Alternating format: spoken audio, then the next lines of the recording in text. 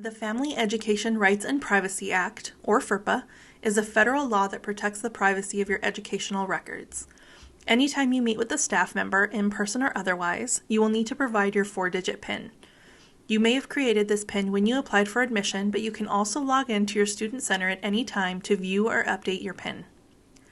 Log in to www.my.maricopa.edu with your MEID and password and click on the Profile tile.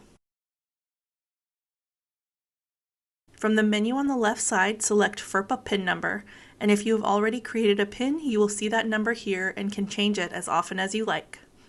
Otherwise, enter your preferred PIN and click the Save button at the bottom to save your changes. From this screen, you can also add authorized persons to your account. These are individuals such as parents, guardians, spouses, partners, employers, or others who have the ability to access your educational records and who you have given permission to speak to us on your behalf.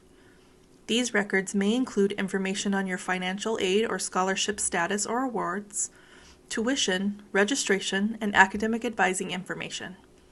Without prior consent, we are unable to provide any information about your records to anyone. To add an authorized person to your account, click the Edit View Release Info link at the bottom of the page. Fill out all of the requested information for the person you want to release information to. You can also choose what information may be released and for which of the Maricopa colleges.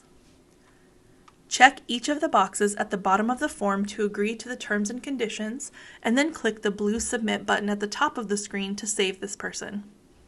If you'd like to add additional people, click the plus sign and repeat the process. If and when these authorized people want to speak to us on your behalf, they will need to provide your name, your FERPA PIN, and their relationship to you.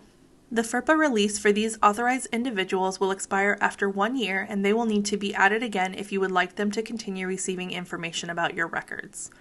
Your FERPA PIN, however, does not expire and will remain on your file forever.